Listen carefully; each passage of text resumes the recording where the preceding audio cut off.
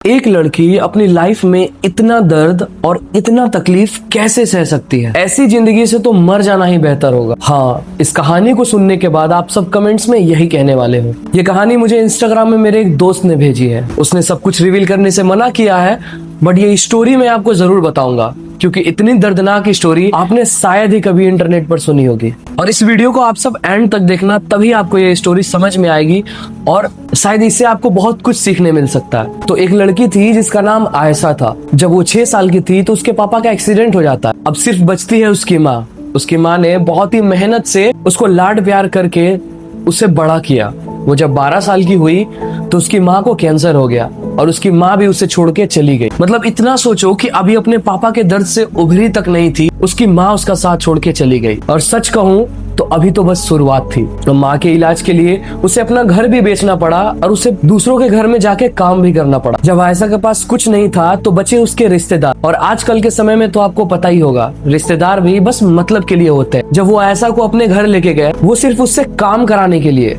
ना कि उसे संभालने के लिए, उसकी केयर करने के लिए। घर के सभी सदस्य हमेशा उसको डांटते थे, कभी कभी तो मार भी देते थे। अब उसके रिश्तेदार वालों ने उसका दाखिला एक स्कूल में कराया और जब वो स्कूल जाती थी तो उसका मजाक उड़ाया जाता था, क्लास में उसे बुली किया जाता था। उसे शुरू से ही ये दर्द सहने का आदत था तो उस चीज को इग्नोर करती, बट वो घर में आके बहुत रोती और अपने मम्मी पापा को बहुत मिस करती। सुबह 5 बजे उठना, पूरा घर साफ करना, खाना बनाना और फिर 9 बजे स्कूल जाना। उसकी जिंदगी मानो तहस नहस हो चुकी थी।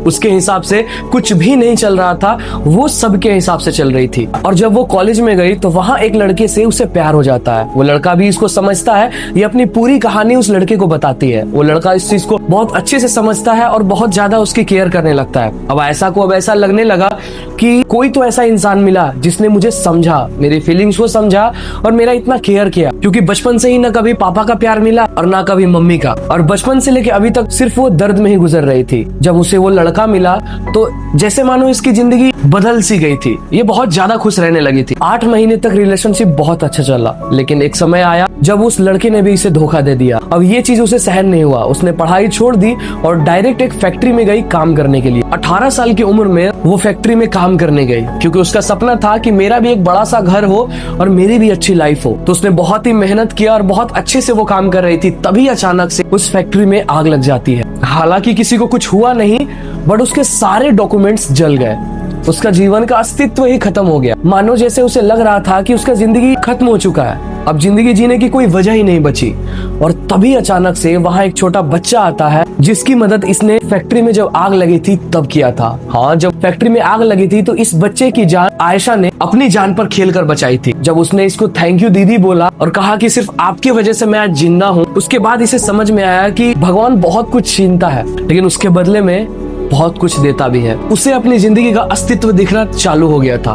उसे समझ में आ गया कि भगवान ने मुझे इशारा दे दिया है। अब ये क्या करती है कि एक एनजीओ ओपन करती है। अपने जैसे सभी बच्चों का देखभाल करना, केयर करना, प्यार करना उसने चालू कर दिया और उसे उस एनजीओ में वो खुशी मिलने लगी जो खुशी उसे बचपन में उसके माता पिता से मिलती थी। उसने यह ठान लिया था कि इसके साथ जो हुआ है ना, वो किसी और के साथ ये नहीं होने देगी। एंड फाइनली वो एनजीओ बहुत अच्छा चला और समय के साथ वो बड़ा होते गया। आई विश कि आपको ये स्टोरी बहुत अच्छी लगी होगी और ऐसे ही स्टोरी सुनने और जानने के लिए हमारे चैनल को सब्सक्राइब करें। अगर आपकी भी कोई ऐसे लाइफ में स्टोरीज है तो आप हमें इंस्टाग्राम पे या फिर मुझे आप मेल कर सकते हो। मैं इंस्टाग्राम पे ज्यादा एक्टिव रहता हूँ। यूट्यूब के बायो में हमारा इंस्टाग्राम का लिंक है, आप वहाँ पे जाके अपनी स्टोरी शेयर कर सकते हो। मैं उसके ऊपर वीडियो बनाऊंगा। अगर आप भी चाहते हैं कि आपकी स्टोरीज हमारे चैनल पर आए तो हमें सब्सक्राइब करें और इंस्टाग्राम पे फॉलो करें। राधे राधे।